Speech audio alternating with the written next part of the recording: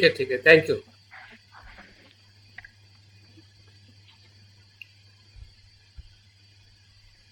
तो सभी ब्रह्मचारी ब्रह्मचारिणी और सभी मित्रों को मेरा प्यार भरा जय भी नमो बुद्धाय। जैसे कि हमारे बीच में ब्रह्मचारी विमल प्रिय जी ने जो संचालन और प्रास्ताविक संभाषण करते हुए हमें आज की जो बुद्ध जयंती का महत्व है, ताराचंद जी आपके माइक को आप म्यूट कर लीजिए। कुछ चंद बातें बताते हुए इस आज की त्रिविध पावन बुद्ध जयंती के महत्व को समझाने का और प्रेरित करने का उन्होंने जो प्रयास किया, इसलिए उनका बहुत बहुत साधुवाद। और साथ ही आज के वर्ग में जिन्होंने पूजा और ध्यान का संचालन किया, और आप सभी मित्र जो अलग अलग जगह से, अलग अलग सेंटर से जुड़ के ऑनलाइन बुद्ध जयंती का पर्व हम मनाने जा रहे हैं। तो ऑफलाइन ज़रूर आप लोगों ने मनाया होगा, और ऑनलाइन को भी मनाने के लिए मैं सभी से चाहूँगा कि आप लोग अपने वीडियो को ऑन रखें, ताकि हम ऑनलाइन जो बुद्ध जयंती का पर्व सही तरीके से मना पाएँ। क्योंकि जब हम ऑफलाइन जाते हैं तो हमारा मन नहीं जाता है, साथ में शरीर भी जाता है। तो जहाँ शरीर है वहाँ मन है। सुभाष जी ने आज बहुत ही अच्छा, या कल उन्होंने टेक्स्ट डाला था कि जहाँ शरीर है वहाँ मन है, जहाँ मन है वहाँ शरीर है। और पंच स्कंद का अस्तित्व जो है एक दूसरे पर आधारित है। इसी सत्य की खोज की, जिसके बारे में आज बुद्ध जयंती हम इसलिए ही मना रहे हैं क्योंकि बुद्ध का जन्म हुआ, सत्य का जन्म हुआ। सत्य खोजने वाले व्यक्ति का जन्म हुआ, और सत्य खोजने वाले व्यक्ति का महापरिनिर्वाण हुआ। तो ये जीवन की तीनों जो घटनाएं जो है, जो बुद्ध के साथ जुड़ी हुई है पारंपरिक तौर पे, जिसे हम सम्यक संबुद्ध सिद्धार्थ गौतम बुद्ध कहते हैं, और ये घटनाएं सभी बुद्ध के साथ में जुड़ी रहती है। ये एक विशेषता है। जैसे कि विमल प्रिय जी बता रहे थे कि एक ही दिवस में, एक ही पूनम में ऐसी घटना होना, ये क्या कहते हैं, एक प्रकार से आकस्मिक घटना है। लेकिन ये आकस्मिक घटना नहीं है, ये संपूर्णता की एक पहचान है। आकस्मिक घटना को हम उसे कहते हैं कि जिसका हमें बोध नहीं है या बोध नहीं होता है, और हम उसको आकस्मिक या आश्चर्यकारक घटना कहते हैं। लेकिन बुद्ध के जीवन में ऐसी कोई भी आश्चर्यकारक घटना घटती है तो एक संपूर्णता की पहचान होती है। वो सत्य को उजागर करती है। जब हम बुद्ध के भौतिक जन्म को भी अगर हम देखते हैं कि उनका भौतिक जन्म मनुष्य के रूप में, एक बोधिसत्व के रूप में, एक बालक के रूप में जो उनका जन्म हुआ लुम्बिनी वन में, वो यही पूनम थी जिसे हम वैशाख पूनम कहते हैं, आषाढ़ या बुद्ध पूर्णिमा कहते हैं। तो बुद्ध पूर्णिमा बुद्ध के बुद्धत्व के साथ में जुड़ी हुई है। लेकिन उसी बुद्धत्व प्राप्त हुआ है कि जो सिद्धार्थ के बालक के रूप में जिसका जन्म हुआ था, जिसको हम भौतिक जन्म या भौतिक स्वरूप हम बुद्ध का कहते हैं। तो बुद्ध का जन्म होना एक अपने आप में संपूर्णता की पहचान है, और संपूर्णता को भौतिक रूप में, नैसर्गिक रूप में जो घटना घटित होती है वो है फुल मुंडे, या चंद्र का संपूर्ण विकास होना। तो संपूर्ण विकास के प्रतीक के रूप में नैसर्गिक जो प्रक्रिया चंद्र के साथ होती है, तो वही पहचान बुद्ध के भौतिक जन्म के साथ में भी है कि वो इस जीवन में, इस जन्म में वो बुद्ध होने वाले हैं। इसकी जो पूर्व तैयारी जो है, वो उनके पूर्व जन्म के जो 10 पारमिता जो है उसको पूर्ण करने के साथ में होती है। और इस जन्म में एक मनुष्य योनि में उनका जन्म लेना ये उनके पूर्व कर्म के आधारित तय होता है, निश्चित होता है। और जैसे कि एक सवाल का जवाब जो सुभाष जी मुझे पूछ रहे थे कि धर्म नियम क्या है, तो यही धर्म नियम है। जिस नियम के आधार पर बोधिसत्व और बुद्ध का जन्म होता है उसे ही धर्म नियम कहते हैं। तो सिद्धार्थ का, या जिसे हम बोधिसत्व कहते हैं या होने वाले बुद्ध कहते हैं, या हुए बुद्ध कहते हैं, तो ये सभी प्रक्रिया जो है एक उस नियम की प्रक्रिया में चलती है जिसको हम धर्म नियम कहते हैं। और हमारी जो प्रक्रिया जो है सामान्य मनुष्य की, संसार के मनुष्य की, वो कर्म नियम के आधारित गठित होती है। तो हमारा जन्म, हमारे कर्म या हमारा जो अस्तित्व जो है वो कर्म नियम पे आधारित होता है। तो कर्म नियम और धर्म नियम ये बुद्ध की सबसे बड़ी खोज है, या हम कह सकते हैं कि बुद्ध ने इस नियमों को जाना, इसलिए उनको बुद्ध कहते हैं। और बुद्ध के जयंती के उपलक्ष्य में आज जो हमें बुद्ध जयंती करने का जो मौका मिला है, या हम इस मौके को गंवाना नहीं चाहते। भले हमने अपनी जगह पर बुद्ध जयंती मनाई, मैं भी एक गांव में गया था, एक नई जगह पे मैं बुद्ध जयंती मना के आया। काफ़ी लोग बौद्ध धर्म के साथ निरंतर जुड़ते जा रहे हैं। जब हम लोगों को मिलते हैं तो लगता है कि सही में लोगों को बुद्ध की ज़रूरत है, बुद्ध धर्म की ज़रूरत है। लोग बुद्ध धर्म की तरफ आना चाह रहे हैं, लेकिन कहीं ना कहीं वहाँ तक पहुँचने का हमारा मौका कह सकते हैं, हमारी शक्ति कह सकते हैं, हमारा समय कह सकते हैं, कहने के हमारे पास में कम रहता है। इसलिए लोगों तक हम नहीं पहुँच पाते, या हम लोग हमारे तक पहुँच नहीं पाते। लेकिन मुझे आज मौका मिला और मैं जाके आया तो मुझे बहुत अच्छा लगा। उसके बाद में शाम को भी गौतम बुद्ध विश्वविद्यालय के हॉस्टल में भी, छात्रा भवन में भी कुछ प्रोग्राम था, वहाँ पे भी मैं काम करके आया। अभी मैं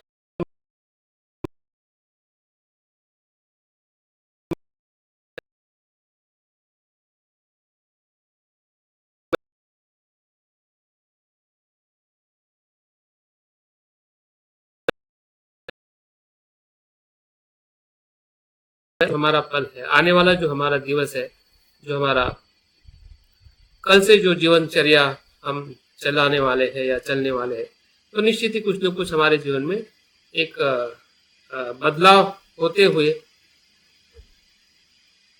या एक बदलाव का हम अनुभव जरूर करेंगे।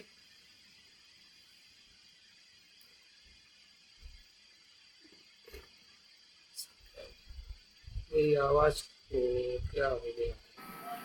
मेरी आवाज नहीं आ रही सर, वॉइस नहीं बिल्कुल आ रही है आपकी। वही देख रहा हूँ मैं।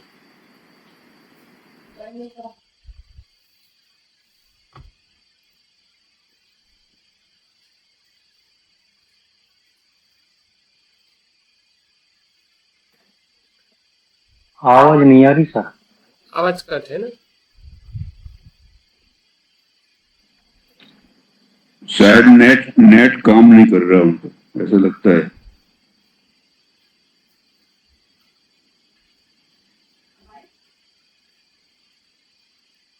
एक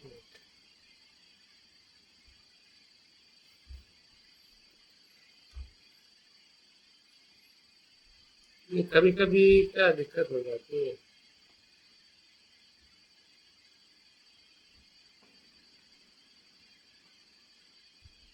अभी ठीक है? अभी आ रही है? इसके पहले जो मैंने बात किया उसकी आवाज आई थी, जो मैंने बात कर रहा था? पहले बिल्कुल नहीं आई, अभी 2-3 मिनट की नहीं आई। हाँ हाँ हाँ। तो मेरा जो समय जो सुबह से मैंने बिताया है उसके बारे में कुछ मैं बात कर रहा था, और आप भी कहने कि उसी प्रकार से अपने समय को आपने बिताया होगा।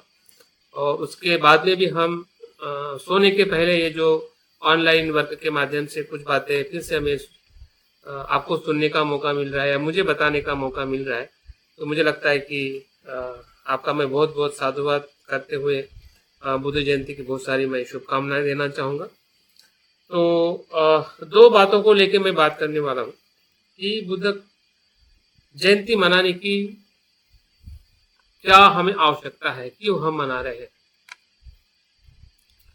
ऐतिहासिक तौर पे हम बौद्ध हैं, या हम बौद्ध बनने के बाद जो हमारे आदर्श है बुद्ध, इसलिए हम चाहते हैं, या वो हमारे लिए एक त्यौहार है, एक पर्व है। और इतना ही नहीं, हमारे ही लिए नहीं, बौद्ध के जितने भी पंथ है, जितनी भी परंपराएं है, भारत के अलावा भी, भारत के बाहर और इससे भी आगे जो यूनाइटेड स्टेट में जो बौद्ध और अन्य धर्म के समाज के लोग भी वैशाख डे के रूप में पूरे विश्व में अंतर्राष्ट्रीय जगत में उसको मनाया जा रहा है, या मना चुके हैं। तो बुद्ध की क्या जरूरत आ रही है, बुद्ध को क्यों लोग इतना सम्मान, इतनी उनसे प्रेरणा ले रहे हैं? जिस प्रकार से विमल प्रिय जी ने बताया है कि बुद्ध ये वैज्ञानिक है, और एक वैज्ञानिक का जो सम्मान होना या उनके जीवन के इस दिवस को मनाना, ये सिर्फ बौद्धों की ही विरासत नहीं है, बौद्ध के लिए ही जरूरत नहीं है।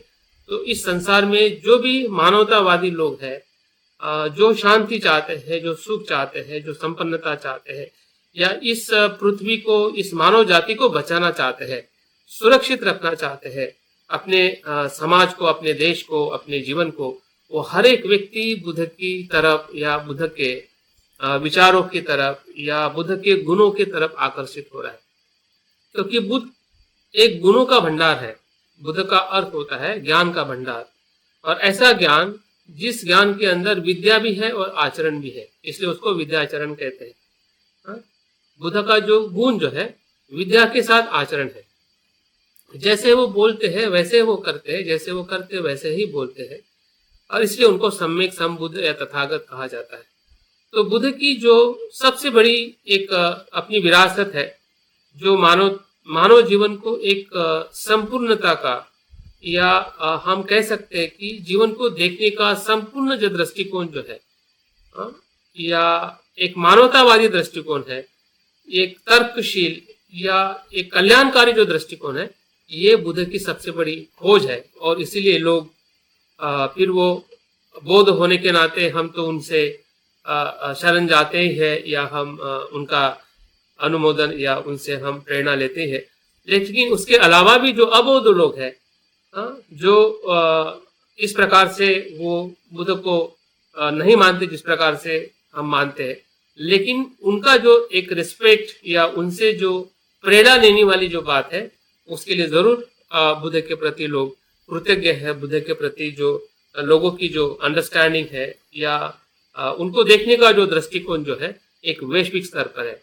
क्योंकि बुद्ध एक व्यक्ति के रूप में, भले उनका जन्म हुआ है एक बालक के रूप में, अपने एक माता पिता के पुत्र के रूप में, लेकिन उनका बुद्ध होना वो किसी माता पिता के दायरे में बंधाए हुए व्यक्ति के साथ जुड़ा हुआ नहीं है।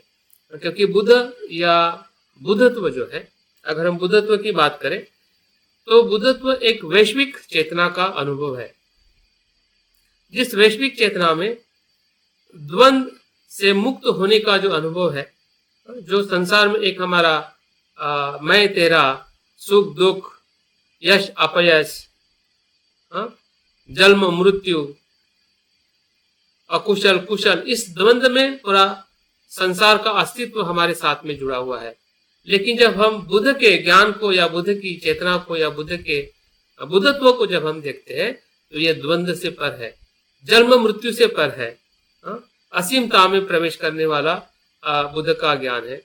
जिस ज्ञान के अंदर उनको 3 प्रकार का ज्ञान प्राप्त हुआ है, जो हमें पारंपरिक रूप में पता है। उनके स्वयं के पूर्व जन्म का उनको बोध हुआ कि पूर्व जन्म में उन्होंने 10 पारमिताओं का किस प्रकार से आचरण किया है। ये सबसे बड़ी बुद्ध की एक प्रकार से खोज है कि अपने अस्तित्व को भूतकाल में जाके, या भूतकाल के जीवन को वर्तमान के अनुभव के साथ में जोड़ के लेके आना। ये सबसे बड़ी, मुझे लगता है कि ये बात हमारे लिए बुद्ध जयंती मनाने की ये सबसे पहली प्रेरणा है कि हमने अपने भूतकाल से सीखना है। अगर हम बुद्ध जयंती के सबसे महत्वपूर्ण दिवस को अगर मना रहे हैं, जिस दिन बुद्ध ने ज्ञान को प्राप्त किया, जन्म तो हर एक प्राप्त करता है और मृत्यु हो जाता है। लेकिन जन्म और मृत्यु के बीच में अगर विशेष अगर कोई घटना हमारे साथ में नहीं घटी है और बुद्ध के साथ में घटी है, वो कौन सी घटना है? क्योंकि उनका भी जन्म हुआ है, आपका भी जन्म हुआ है, मेरा भी जन्म हुआ है, और जन्म के साथ मृत्यु हम लेके आए, कभी भी मृत्यु हो सकता है। लेकिन दोनों के बीच की जो घटना जो महत्वपूर्ण जो है, जो हमें और बुद्ध को थोड़ा अलग करती है, और अलग करने के बाद में वो एक भी करती है। वो ये कब करती है? कि जब हमें इस बात की जागृति आती है कि मुझे भी ऐसा कुछ करना है, मैं भी ऐसा बन सकता हूं, तब हमारा जुड़ा बुद्ध के साथ में हो जाता है। अन्यथा बुद्ध जो है सामान्य मनुष्य से वो एक विशेष मनुष्य है, जिसे हम सम्यक संबुद्ध या परिपूर्ण व्यक्ति कहते हैं।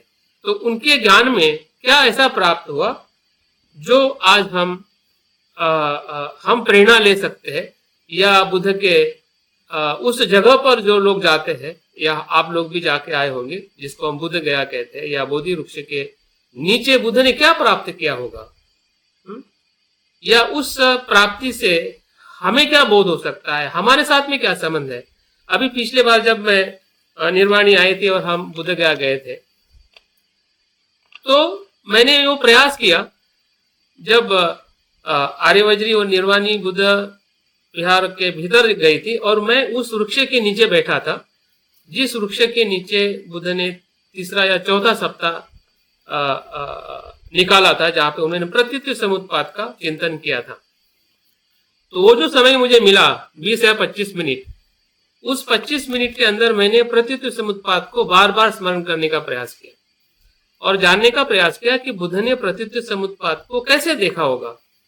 बोधि वृक्ष के नीचे जो उन्होंने बुद्धत्व प्राप्त किया, चक्रमन किया, या बोधि वृक्ष को उन्होंने कृतज्ञ भाव से देखा, ये जो 6 वृक्ष के या 6 या 7 सप्ताह के जो अलग अलग अनुभव उनके रहे बुद्धत्व प्राप्त करने के बाद, या ज्ञान प्राप्ति के अंदर जो उनको पूर्व जन्म का ज्ञान हुआ, मनुष्य के जीवन का ज्ञान हुआ, उससे उन्होंने क्या देखा होगा। क्योंकि जब तक हम बुद्ध को बुद्धत्व प्राप्त व्यक्ति के रूप में मानते हैं, देखते हैं, तो बुद्ध के इन तीनों गुणों को या तीनों ज्ञान के प्रति हमने जागरूक होना बहुत जरूरी है। तभी बुद्ध को हम जान रहे हैं और जानकर हम उनको शरण जा रहे हैं, जिसके कारण हम भी उस ज्ञान को प्राप्त कर सकते हैं। क्योंकि बुद्ध की शरण सिर्फ एक शारीरिक और वाणी से की हुई शरण नहीं है। हम बुद्ध को शरीर से झुकते हैं, वंदन करते हैं, और कितने बार करते हैं इसके अभी अगर हम काउंटिंग करें तो जब से हम बौद्ध बने तब से तो हम कर ही रहे। वाणी से भी हम कितने बार बुद्धं शरणं गच्छामि कहते हैं। अब इसकी भी काउंटिंग करें तो इसके भी काउंटिंग शायद आपको पता चलेगी कि बहुत बार हमने किया है। लेकिन इसी काउंटिंग के साथ अगर आप मानसिक रूप में अगर देखते हैं कि मैंने जब जब बुद्ध को मैं झुका हूं, जब जब मैं बुद्ध की शरण में गया हूं शरीर से, जब जब मैंने वाणी से बुद्धं शरणं गच्छामि कहा है, तो क्या मैं सही में बुद्ध के उस ज्ञान के प्रति मैं सजग बन पाया हूं? चलो तब नहीं, लेकिन बाद में कभी, या बार बार हमने ऐसा कुछ प्रयास किया है कि बुद्ध का होना, जिस प्रकार से बुद्ध का भौतिक जन्म होना उनके माता पिता के और उनके पूर्व किए हुए कर्म का परिणाम है। तो बुद्ध का बुद्धत्व प्राप्त होना बोधि वृक्ष के नीचे, वो कैसा कौन सा कर्म किया है और कौन सा फल उसको मिला है, जिससे वो बुद्ध कहलाते हैं, एनलाइटन बीइंग कहते हैं, या बुद्धत्व प्राप्त व्यक्ति कहते हैं, या उसे हम बुद्ध कहते हैं। तो मुझे लगता है कि ये बात हमारे लिए बुद्ध जयंती के तौर पे, क्योंकि जयंती का मतलब यही होता है कि बुद्ध ने जो जय प्राप्त किया, विजय प्राप्त किया है, उसका हम उत्सव मना रहे हैं, उसमें हम आनंदित हो रहे हैं। भी आनंद का मतलब ये होता है कि जिन्होंने आनंद प्राप्त किया है वो आनंद मुझे भी चाहिए, तब हम किसी के आनंद में आनंदित हो सकते हैं। आप देखिए, अगर आप आपके मित्र के किसी प्राप्ति में जब आनंदित होते हैं, या आपके घर में किसी ने कुछ प्राप्त किया है, शिक्षा हो, जॉब हो, धन हो, तो आप आनंदित कब हो पाते हैं? जब सही अर्थ में आप उस आनंद का मजा लेते हैं। तभी आप आनंदित हो सकते हैं। हाँ? अगर आप उनके प्राप्ति में अगर आप आनंद मजा नहीं ले पा रहे हैं तो आप आनंदित नहीं हो सकते, उसमें ईर्ष्या रहेगी। अगर ईर्ष्या रहेगी तो आप आनंदित कैसे होंगे, या भय रहेगा तो आप आनंदित कैसे होंगे। अगर हम बुद्ध के विजय में अगर आनंदित हो रहे हैं, इसका मतलब यह है कि वो आनंद हमें भी चाहिए। जो मित्र ने जो सक्सेस प्राप्त की है वो सक्सेस मुझे भी चाहिए। मैं उससे ईर्ष्या नहीं कर रहा हूं, बल्कि मैं उससे प्रेरणा ले रहा हूं कि उसने जो सफलता प्राप्त की मैं भी सफलता प्राप्त करके उस सुख को प्राप्त करूं जो उसने की। वो आनंद है, वो मुदिता भाव है। अगर हम बुद्ध को सही में उनकी जयंती अगर हम मना रहे हैं तो उस जयंती का आनंद उत्साह जो है, जो हम बाहर निर्माण कर रहे हैं, एक सुंदर पूजा स्थान सजा के, या एक सुंदर कार्यक्रम करके, या एक सुंदर क्या कहते हैं संगीत का कार्यक्रम करके, लेकिन भीतर जो हमारा मन है या मन से देखने का जो हमारा दृष्टिकोण जो है वो कितना परिपक्व होते जा रहा है। क्या हम उस बुद्ध को या उस बुद्ध के ज्ञान को जो उन्होंने अपने बुद्धत्व में प्राप्त किया है, उसकी आधारशिला क्या है, उसकी आधारशिला का अगर हम जिक्र करते हैं तो उसमें मध्यम मार्ग और मार्ग विजय, ये दो महत्वपूर्ण बातें आती है। मध्यम मार्ग का मतलब यह है कि दोनों अंतों का त्याग करते हुए, दो अंत जो है, दो अंत क्या है, एक तो उन्होंने उस भोग विलास का त्याग किया और दूसरा उन्होंने शारीरिक कष्ट का, अति कष्ट करने का त्याग किया। अभी ये शाश्वतवाद और उच्छेदवाद का त्याग किया। अगर हम दार्शनिक रूप में देखें कि बुद्ध ने इसका त्याग किया और त्याग करने से उनको क्या प्राप्त हुआ। जब हम दो अंतों का त्याग करते हैं तभी मध्यम मार्ग शुरू होता है। अगर दो अंत का अगर हम त्याग नहीं करते हैं तो मध्यम मार्ग शुरू ही नहीं होता है। समझ में आ सकता है ये मध्यम मार्ग है, लेकिन शुरू नहीं हो सकता है। शुरू तभी हो सकता है कि जब हमें अंतिम क्या है, अंत में मेरी दृष्टि क्या है, क्या उसको मैं छोड़ पा रहा हूं क्या, शाश्वतवाद और उच्छेदवाद। अगर ये चीज अगर हमें समझ में आती है, शाश्वतवाद में हम कैसे अपने आप को देख रहे हैं या उच्छेदवाद में हम अपने आप को कैसे देख रहे हैं, और इस दो अंतों के बीच का जो मार्ग है वही मध्यम मार्ग, और मध्यम मार्ग ही बुद्ध के ज्ञान का मार्ग, जिस मार्ग में आने वाली जितनी भी परेशानियां जो है, जिसको हम मार्ग कहते हैं, मार्ग विजय प्राप्त करने का मार्ग जो है वो मध्यम मार्ग है और 10 पारमिताओं का आचरण है। और इसलिए जब उनके मार्ग विजय उन्होंने जो प्राप्त करने का जो हमें संकेत मिलता है, जब वो भूमि स्पर्श मुद्रा करते हैं, तो भूमि स्पर्श मुद्रा एक प्रकार से बुद्ध के पूर्व जन्म के जो कुशल कर्म है उसका स्मरण है। उसका स्मरण करने से ही वो वर्तमान में मार्ग को हरा देते हैं कि ये जो मेरे कर्म जो है, जो मैं आज बुद्धत्व को प्राप्त कर रहा हूं या कुछ क्षण के बाद मैं निर्वाण को प्राप्त होने वाला हूं, उसके पहले ही मार आता है कि हे बुद्ध या हे सिद्धार्थ, तू संसार की कोई भी सुख सुविधा चाहो तो मैं तुम्हें दे दूं, लेकिन तुम निर्वाण को या बुद्धत्व को प्राप्त नहीं कर सकते। जब मार इस प्रकार से, एक प्रकार से लोक की या पद की लालसा देकर जब उनको प्रेरित करते हैं और बताते हैं कि भी तुम्हारी औकात नहीं है, तुम्हारी लायकात नहीं है कि तुम बुद्धत्व को प्राप्त कर। ये जो डाउट जो है, ये विचिकित्सा जो है कर्म के प्रति, कि तुम उसके लायक नहीं हो। कभी कभी हमें भी ऐसे लगता है।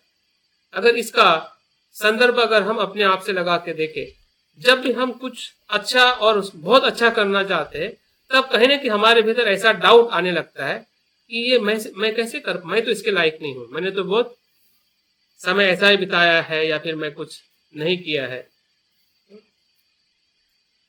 या अपने कुशल कर्म को हम कभी भी हम याद नहीं करते। हमें हमेशा अपनी बुराई या हमें बुरी चीजें हमारे मन के सामने आती है, और इसलिए कभी कभी हम हताश हो जाते हैं वर्तमान में एक नया भविष्य बनाने के लिए, और हम भूतकाल के गर्भ में फिर से वापस चले जाते हैं।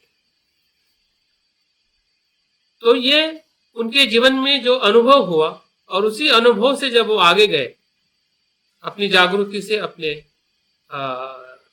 भीतर का जो उनका 5 बल जो था, जिसको हम स्मृति कहते हैं,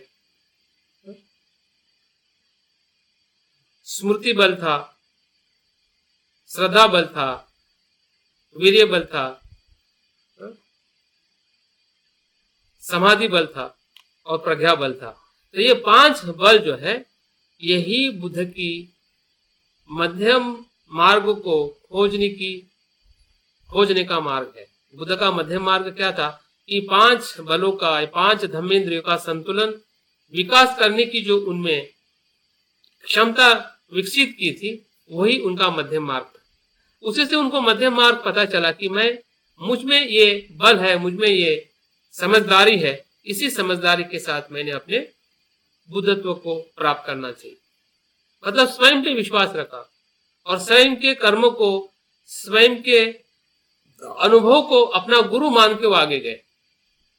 उसके पहले उनके गुरु थे, और इसलिए बौद्ध परंपरा में कहा जाता है बुद्ध के कोई गुरु नहीं होते। भले उसके पहले जो वो आलार काला मुद्दक राम पुत्र के पास में गए, उन्होंने ध्यान सीखा, उनकी विधि को सीखा, तो तब वो बुद्ध नहीं थे, और ना ही उन्होंने उस शिक्षा से बुद्धत्व प्राप्त किया। अगर उनको बुद्धत्व प्राप्त हो जाता, तो वो उन्हीं के साथ में आगे बढ़ जाते, क्योंकि उनके साथ में उनके मार्ग पर चल के उनको बुद्धत्व प्राप्त नहीं हुआ। और इसलिए बुद्ध जो होते हैं, वो स्वयं के प्रयास से ही बुद्ध होते हैं, उसी को बुद्ध कहते हैं। स्वयं के अनुभव को गुरु मानते हुए, स्वयं के अनुभव के साथ आगे बढ़ते हुए, अतदीप भव के मार्ग पर चलते हुए जो स्वयं ज्ञान को प्राप्त करते हैं, वही बुद्ध कहलाते हैं। और जो स्वयं ज्ञान प्राप्त करके औरों को ज्ञानी करते हैं, औरों को दुख से मुक्त करते हैं, उसको सम्यक संबुद्ध कहा जाता है। स्वयं ज्ञान को प्राप्त करना और औरों को भी उस ज्ञान को प्राप्त करने का मार्ग दिखाना, जिसको हम सम्यक संबुद्ध कहते हैं। तो सम्यक संबुद्ध के जयंती में या उनके जीवन में जो घटना है, जिसको हम उनके बुद्धत्व का अनुभव कहते हैं, तो वो उनके पूर्व जन्म का उनको साक्षात्कार होना, ये सबसे और महत्वपूर्ण घटना उनके जीवन में है। क्योंकि वो घटना हमारे जीवन को भी प्रेरित करती है कि हम भी अपने पूर्व कर्म को पहचानें।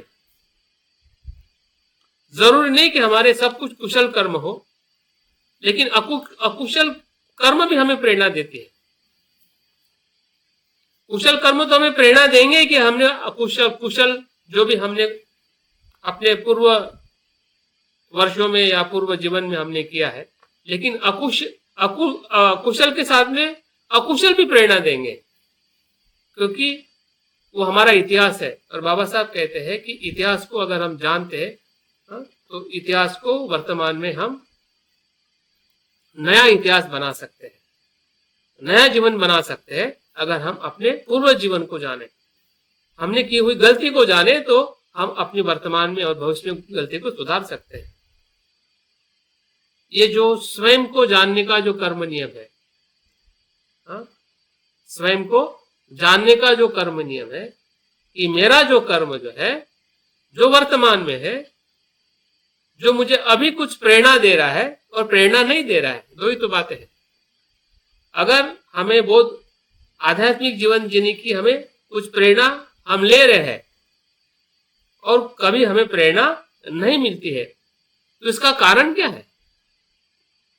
कब क्यों हम ज्यादा से ज्यादा अप डाउन में चलते हैं? क्यों अप में नहीं जा पाते? और जब हम अप में नहीं जाते हैं और जब हम न्यूज देखते हैं या कुछ घटना को देखते हैं या कुछ परिस्थिति को देखते हैं, फिर से हम डाउन हो जाते हैं कि इसके वजह से मैं अच्छा भी करूं तो क्या करूं, क्योंकि समाज तो ऐसी गति से चल रहा है। क्योंकि हमारे जो डाउन का जो उत्तरदायित्व है, जिम्मेदारी जो है, हम बाहर की घटनाओं को ठहराते हैं, क्योंकि बाहर की घटना वो हमारे साथ में जुड़ी हुई है, उस कर्म का हम पे परिणाम हो रहा है। लेकिन कर्म नियम को बदलने का काम जो है हम बाहर के लोगों पे नहीं कर सकते, हमें खुद पे ही करना पड़ेगा। बुद्ध के समय में भी परिस्थिति ऐसी थी, कभी भी परिस्थिति अनुकूल नहीं होती है, हमेशा परिस्थिति प्रतिकूल होती है। अनुकूल परिस्थिति वहां पे होती है कि जब हम कुछ अनुकूल लोगों के साथ में संगत करते हैं। बुद्ध के साथ में परिस्थिति सुसंगत है, और इसलिए कहते हैं ना कि महायान परंपरा में जो सुखावती की जो कल्पना की गई है, वहां पे सुख ही सुख है, कुछ भी दुख नहीं है। ऐसी सुखावती जो है जहां पे बुद्ध ही बुद्ध है, बोधिसत्व ही बुद्ध बोधिसत्व है, कुशल ही कुशल कर्म है, सुंदर ही सुंदर है, कुछ भी बुरा नहीं है।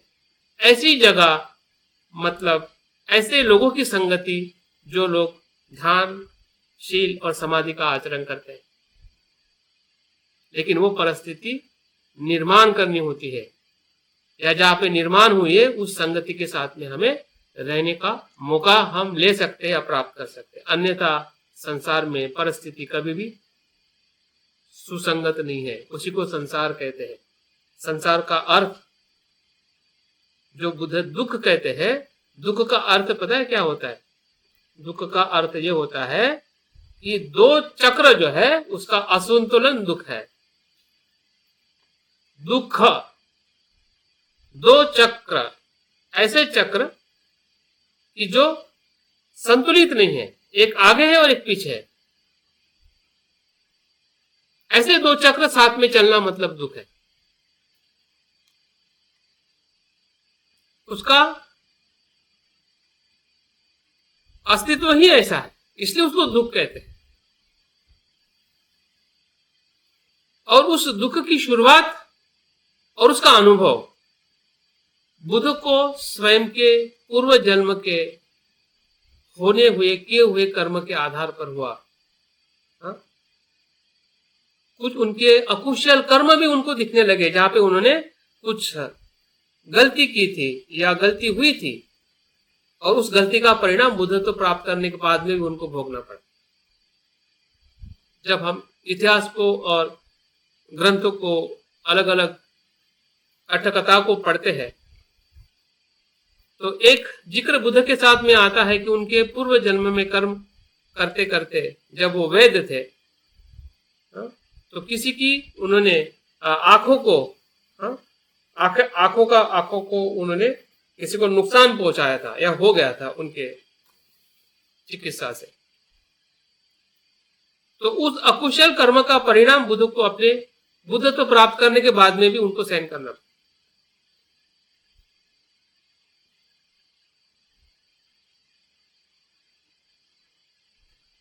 अगर हमें कर्म नियम पता नहीं है कि बुद्ध के जीवन के साथ बुद्ध ने जो कुशल कर्म किए और कुशल कर्म के आधार पर ही उन्होंने मार्ग को हराया और कहा कि नहीं, मैंने 10 पारमिताओं का पूरी तरह से आचरण किया है और इसलिए मेरा हक है, मेरा विश्वास है, मेरा अधिकार है कि मैं इस पद पर, इस अवस्था में मैं आगे जाऊं।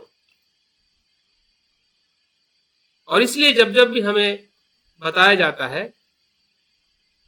कि शील जो है वो ध्यान की भूमि है और ध्यान जो है ये समाधि की भूमि है।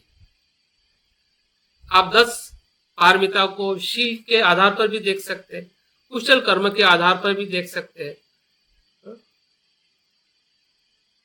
यही शील है, यही कुशल कर्म है जिसको हम 10 पारमिता, 10 गुणों का जो उन्होंने अपने जीवन में निरंतर आचरण किया, जिस पुण्य से, जिस उसके कर्म से उन्होंने इस जीवन में उन्होंने ज्ञान को प्राप्त किया, जिसको हम बुद्धत्व या सत्य का साक्षात्कार कहते हैं। लेकिन उसका आधार जो है उनके कुशल कर्म है, और उसी कुशल कर्म के आधार पर उन्होंने अपने पूर्व जन्म को जान लिया कि मैंने पुनर्जन्म में क्या क्या किस प्रकार से कर्म किए। अभी कभी कभी हमें ये प्रश्न निर्माण हो सकता है कि हम अपने पुनर्जन्मों को कैसे देखें।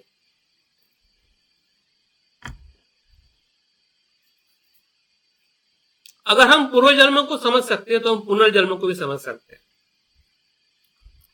क्योंकि पुनर्जन्म मृत्यु के बाद की घटना है और पूर्व जन्म जन्म लेने की पूर्व की घटना है।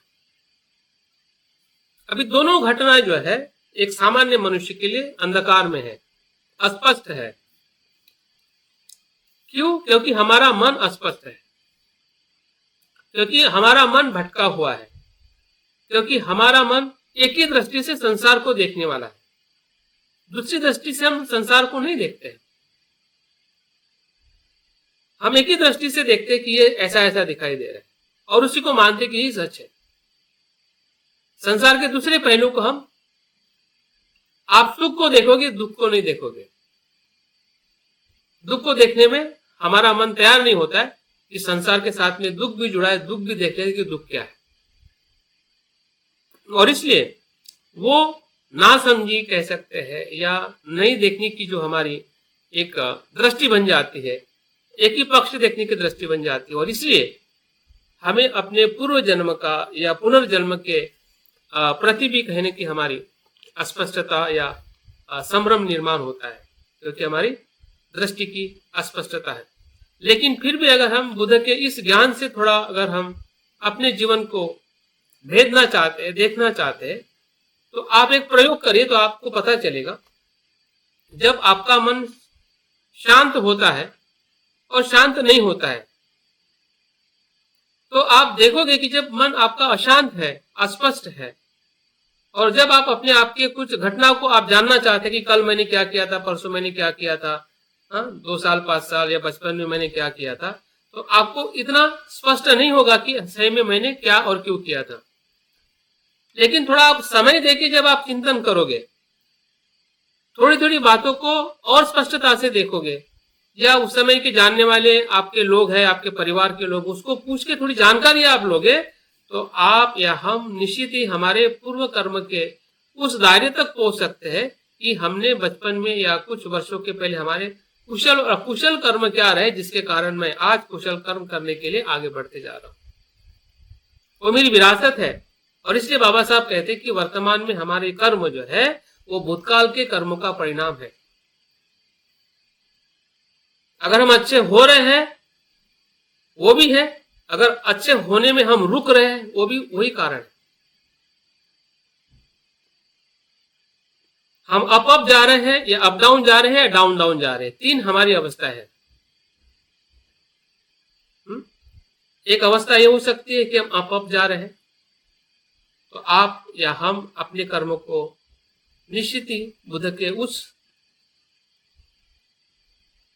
ज्ञान के साथ देख सकते हैं कि हम या हमें पता चल रहा है कि हमारे कुशल कर्म हमें आगे ले जाने के लिए मदद कर रहे हैं। जैसे कि यही इसी को ही कर्म नियम से धर्म नियम की तरफ जाने की प्रक्रिया कहते हैं। जैसे जैसे कर्म को आप समझते हैं वैसे वैसे कर्म के प्रति जो आसक्ति छूट के हम दूसरे स्टेप में जाते हैं, क्योंकि कर्म को करना और कर्म को छोड़ के कुशल कर्म करना, कर्म को पकड़ के कुशल कर्म करना और कर्म को छोड़ के कुशल कर्म करना, मतलब अप जाने का। जब हम अप जाते हैं तब कुछ कुछ छोड़ते भी जाते हैं, तभी अप जाते। अप जाने का मतलब क्या है सोचिए। जब आप दूसरी सीढ़ी पे चढ़ना चाहते हैं तो पहले सीढ़ी छूट जाती है, तभी आप अप जा सकते हैं।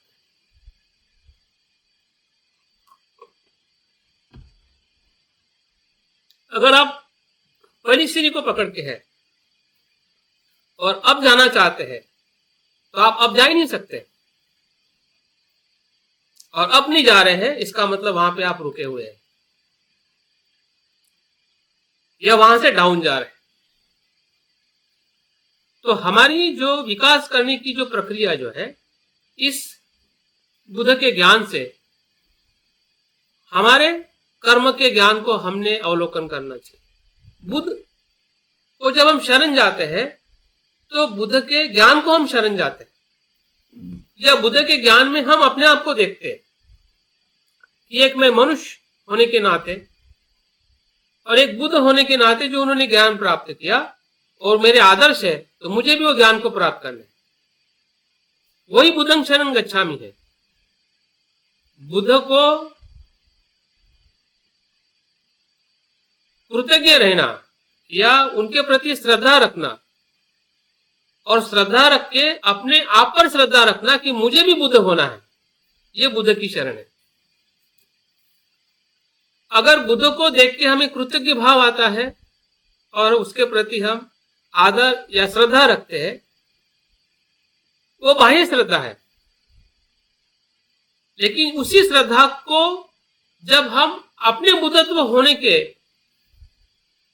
भाव में, श्रद्धा में, इस संकल्प में बीच बार बार हम सजग होते हैं या उसके प्रति हम कार्य करने लगते हैं, तो समझ जाइए कि हम सही अर्थ में बुद्ध की शरण में जा रहे हैं।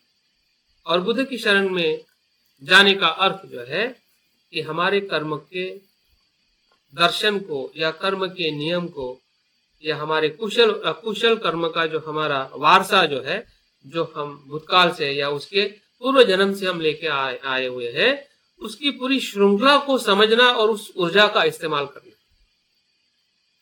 अगर हम नहीं समझेंगे तो हम उसे ऊर्जा का इस्तेमाल नहीं कर पाएंगे, क्योंकि हमारी जब अकुशलता जब हम छोड़ते हैं या उसको स्वीकार नहीं करते हैं, तो उतनी अकुशल चित्त जो है वो हमसे ब्रेक डाउन हो जाता है। वो वर्तमान में मदद नहीं करता है, वो वर्तमान में हमें परेशान करता है। जितने भी हमारे मन में आने वाले बुरे विचार है या भाव है, चिंता है, भय है या अफसोस है, वो सभी अकुशल कर्म के नहीं स्वीकार करने से, नहीं जानने से वो वर्तमान के कुशल कर्म को भी वो पोल्यूटेट करता है। वो वायरस है एक प्रकार से। अगर वर्तमान में हमें जो कुछ अच्छा कर्म करना है, उसको बार बार रोकने वाली वो ऊर्जा है। अगर हम बुद्ध के इस ज्ञान को अगर हम नहीं इस्तेमाल करते हैं, उससे अगर हमें प्रेरणा हम नहीं ले पाते हैं, तो बुद्ध का जो संदर्शन है या बुद्ध को देखने का जो हमारा तरीका जो अधूरा है। और उसी के आधार पर बुद्ध दूसरे ज्ञान में प्रवेश करते हैं कि जैसे वो अपने जीवन को देखते हैं, वैसे संसार के कर्मों को देखते हैं। इससे हमें क्या लाभ मिलेगा? उससे ये लाभ मिलेगा कि जैसे मेरा जीवन है, वैसे ही संसार के सभी मनुष्य प्राणियों का या अन्य प्राणियों का जीवन। जैसे मैं कर्म से बंधा हूं, जैसे मेरे कुशल कर्म अकुशल कर्म मुझे परिणाम देते हैं, गति और सदगति देते हैं, वैसे ही संसार के सभी जीव मात्र इसी नियम पे आधारित है। इसी नियम के कारण वो सुखी और दुखी और गति और सदगति प्राप्त होती है। उसको चलाने वाला कोई दूसरा नहीं है। ऐसी कोई ऊर्जा नहीं, ऐसा कोई ईश्वर नहीं, ऐसी कोई शक्ति नहीं है इस संसार के चक्रों को चलाने वाली शक्ति हो। अगर कुछ शक्ति है, कुछ नियम है, तो वो एक यही कर्म नियम है कि जो हम अपने कर्म को जैसा समझ रहे हैं, वैसे ही अगर हम संसार के कर्म को या जीवन में आने वाले सभी जीव मात्रा के कर्मों को अगर हम देखते हैं, तो व्यक्तिगत कर्म नियम जो है वैश्विक कर्म नियम में परिवर्तित हो जाता है, जो उनका ज्ञान। बोलते हैं ना कि बूंद से पानी की पहचान होती है।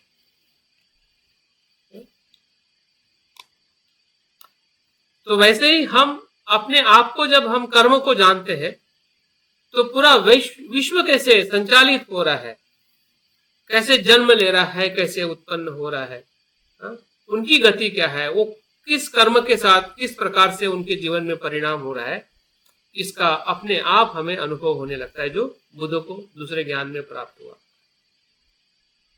और इससे हमें औरों के साथ में कैसे व्यवहार करना है, कैसे व्यवहार नहीं करना है, किस व्यवहार से हमें सुख होता है, किस व्यवहार से दुख होता है, ये सभी जो जिसको हम सामाजिक परिवर्तन कहते हैं, इसी से संभव है।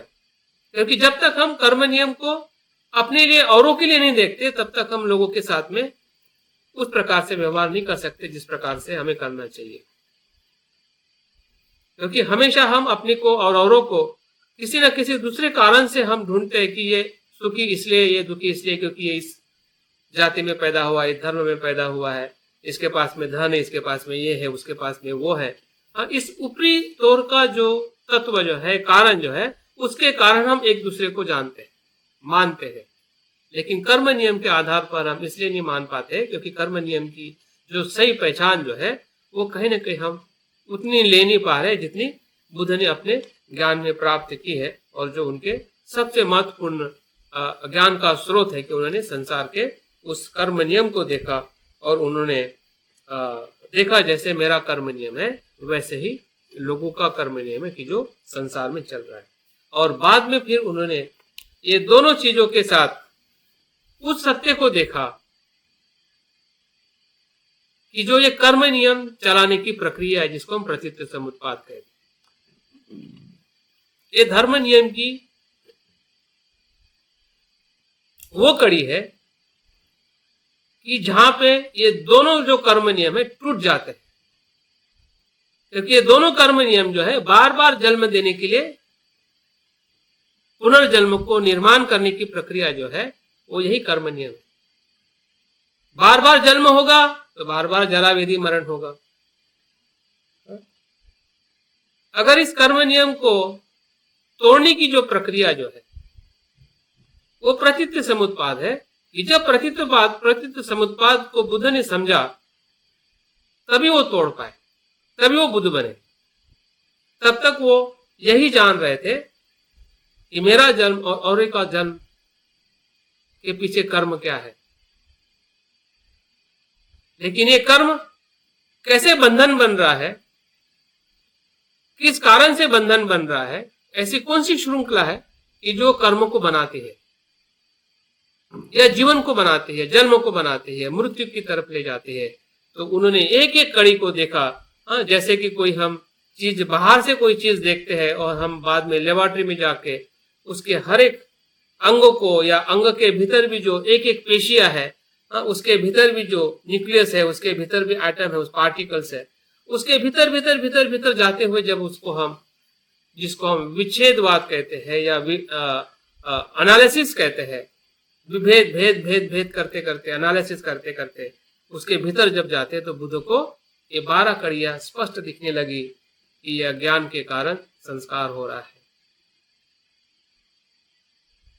संस्कार के कारण विज्ञान हो रहा है, विज्ञान से नाम रूप हो रहा है, नाम रूप के कारण षडायतन है, षडायतन के कारण स्पर्श है, स्पर्श के कारण वेदना है, वेदना के कारण तृष्णा है, तृष्णा के कारण उपादान है, उपादान से भव है, भव से जन्म है, जन्म से जरा व्याधि मरण। तो ये जो अनुलोम और प्रतिलोम दो अर्थ से बुद्ध ने प्रतीत समुत्पाद को देखा। अनुलोम का मतलब यह है कि इसके होने से ये हो रहा है, इसके होने से जन्म हो रहा है, मेरा हो या संसार के किसी भी जीव मात्र, उसका दूसरा कोई कारण नहीं है। उसके पहले जो भी कारण धर्म में या वेदों में या पुराणों में या किसी भी दर्शन में माना जाता था, कोई ईश्वर है, कोई परमात्मा है, कोई ब्रह्मा है, या अलौकिक कोई ऐसी शक्ति है कि जिसके कारण ये जीवन आता है, दुख होता है, परेशानी होती है, संघर्ष होता है, सुख होता है, और फिर से मर जाके फिर से हम स्वर्ग और नरक में हमारा जन्म होके हम फिर से हमारा चक्र चलते रहते। लेकिन इस चक्र का सही कारण और कारण के साथ में उसकी पूरी प्रक्रिया, जिस प्रकार से वैज्ञानिक किसी वस्तु की परीक्षण करते करते उस मूल तत्व को बताता है कि ये ऐसा क्यों हो रहा है, ये बुद्ध की सबसे बड़ी इसलिए विमल प्रिय जी जो बता रहे थे कि बुद्ध सबसे पहले वैज्ञानिक है, लेकिन किसके वैज्ञानिक? जीवन को सत्य रूप में देखने के वैज्ञानिक, दुख को संपूर्णता से समझने वाले वैज्ञानिक, दुख से मुक्त करने वाले वैज्ञानिक। जो दुख बुद्ध के सिवा या बुद्ध के ज्ञान के सिवा कोई ज्ञान समझ नहीं सकता है, ऐसा ज्ञान मतलब बुद्ध का ज्ञान है। जीवन की जो सत्यता जो है, जीवन का जो साइंस हम कह सकते हैं, जीवन की जो वास्तविकता जो है, उसका जो बोध करना है, वही बुद्ध का ज्ञान। और इसलिए बुद्ध की जयंती सिर्फ बौद्धों के लिए ही नहीं, विश्व के, संसार के सभी लोगों के लिए, क्योंकि बुद्ध का ज्ञान उस सत्य का ज्ञान है कि जो संसार का हर एक मनुष्य इसी सत्य के साथ में जी रहा है, लेकिन सत्य का बोध लेने के लिए बुद्ध के पास, बुद्ध के धम्म के पास में आने की जरूरत है। क्योंकि वो बुद्ध ने जाना है। जब तक हम बुद्ध के पास में नहीं जाते हैं, जैसे कि हम डॉक्टर के पास में नहीं जाते, तो हम बीमारी से मुक्त नहीं हो सकते। तो वैसे ही बुद्ध की जो ज्ञान, बुद्ध का जो ज्ञान जो है, वो प्रतीत समुत्पाद का ज्ञान है, कि जिसके माध्यम से वो बुद्ध कहलाए। उन्होंने स्वयं जान लिया, और जैसे जाना वैसे ही वो अपने कर्म के नियम से मुक्त हो गए। कर्म नियम से मुक्त हो गए, क्योंकि कर्म का नियम तब तक ही अस्तित्व में आता है या होता है जब तक अज्ञान है। जैसे ही अज्ञान को जान जाता है, देख लिया जाता है, तो वही अज्ञान ज्ञान में परिवर्तित होकर अज्ञान विलीन हो जाता है। जैसे कि प्रकाश आने से अंधकार विलीन हो जाता है, अंधकार कहाँ गया पता नहीं चलता है। वैसे ही जैसे बोध हो जाता है कि ये सभी जो प्रक्रिया किस प्रक्रिया से चल रही है, और उस प्रक्रिया का जो तत्व बोध जो है, उत्पन्न होना और लय होना, ये प्रतीत समुत्पाद का सार। ये होने से ये होता है, और ये होने से ये उत्पन्न होता है, लय होता है, फिर वो लय होकर फिर से उत्पन्न होता है। और इस प्रक्रिया के अंदर ऐसा कोई भी तत्व नहीं दिखाई देता है कि जो नित्य है, जिसको मैं मेरा या जिसमें चिपकाव या जिससे दूरी करने की आवश्यकता होती है, तिरस्कार करने की आवश्यकता होती है, ऐसा कुछ भी तत्व जब दिखाई नहीं देता है, तो जो देखने वाला जो तत्व जो है, पहले वो देखता था कि ये मैं मेरा हूं, वो अज्ञान है। जब उसी ही घटना को मैं मेरे के भाव से मुक्त होके देखते हैं, तो उसके पहले का देखना और उसके बाद का देखना, उसके पहले का देखना मतलब अज्ञान से देखना, और अज्ञान के कारण संसार में बार बार जन्म लेना। लेकिन जैसे हम अज्ञान को या अज्ञान के उस मूल तत्व को देखते हैं कि ये ऐसा घटित नहीं हो रहा है, जबकि ऐसा घटित हो रहा है, तभी वहां से जो मुक्ति जो है बुद्ध के जीवन में प्रवेश करती है, जिसको निर्वाण कहते हैं। निर्वाण का मतलब सभी इच्छाओं से मुक्त होना। अभी इच्छाएं इसलिए रहती है कि जब अज्ञान के कारण हम अपने कर्म को, अपने जीवन को देखते हैं, तब तक ही वासना है, तब तक ही इच्छा है। अभी जब इच्छा नहीं रहती तो जीवन नहीं रहता है क्या? ऐसा नहीं है। बुद्ध कहते हैं कि निर्वाण नहीं होना मतलब जीवन समाप्त नहीं होना। जीवन तब भी रहता है, लेकिन जीवन इतना शुद्ध, मैत्रीपूर्ण, करुणापूर्ण रहता है कि जिस जीवन में ना लोभ होता है, ना द्वेष होता है, उस जीवन का प्रवाह निर्वाण का प्रवाह है। निर्वाण मतलब जीवन का अंत नहीं है। निर्वाण मतलब अज्ञान और तृष्णा का अंत है। निर्वाण मतलब जीवन का अंत नहीं है, निराशा नहीं है, हताशा नहीं है, ये मतलब अभी कुछ नहीं है, ऐसा नहीं है। तभी से सब कुछ है। आप देखिए आज बुद्ध को हम क्यों मान रहे हैं? अगर जीवन नहीं होता तो बुद्ध को आज हमें मानने की क्या जरूरत होती? क्योंकि बुद्ध के उस मन से जब लोगों के बीच में आए, जिसको हम करुणा कहते हैं, मैत्री कहते हैं, लोगों को दुख से बाहर लाने की उनकी जो वीर्य जो है 45 वर्ष तक निरंतर वो चलते रहे। एक जगह से दूसरे जगह, ताकि लोग दुख से मुक्त हो सके। तो ये निर्वाण प्राप्त करने का जो लाभ उनको जितना मिला है, उससे कहीं गुना समाज को और हमें अभी भी मिलते जा रहे हैं। उसका अंत नहीं है। जैसे संसार का अंत नहीं है, वैसे निर्वाण का भी अंत नहीं है। अंत जो है अज्ञान का अंत है। अगर अस्तित्व है तो अविद्या है, अविद्या का अस्तित्व है। जब विद्या आती है तो अविद्या समाप्त होकर जीवन की जो निरंतरता जो है, शुद्धता जो है, वो अपने आप में प्रस्थापित हो जाती है। और इसलिए बुद्ध कहते हैं कि मुझ में और मनुष्य में कुछ भी फर्क नहीं है। सिर्फ फर्क इतना है कि मैं जागरूक हो गया हूं, आप जागरूक नहीं है। और हमारा जो कर्तव्य जो है कि हम भी बुद्ध जैसा जागरूक बनने का प्रयास करें। क्यों? क्योंकि वो हमारी जरूरत है, वो हमारी आवश्यकता है, वो हमारा धर्म है, वो हमारा स्वभाव है। एक मनुष्य होने का स्वभाव जो है वो ज्ञान को प्राप्त करना है। जब तक मनुष्य ज्ञान को प्राप्त नहीं करता है, तब तक मनुष्य संतुष्ट हो ही नहीं सकता है।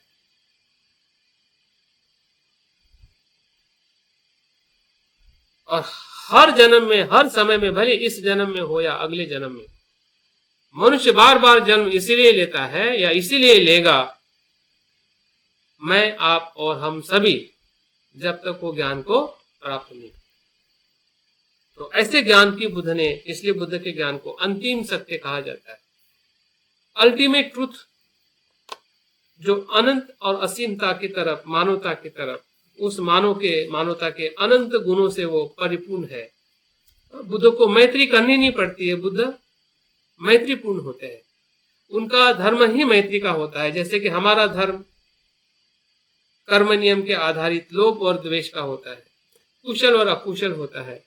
बुद्ध का, निर्वाण प्राप्त व्यक्ति का धर्म कुशल ही कुशल होता है, मैत्री ही मैत्री होता है, करुणा ही करुणा होती है। उनका स्वभाव ही वो धर्म होता है।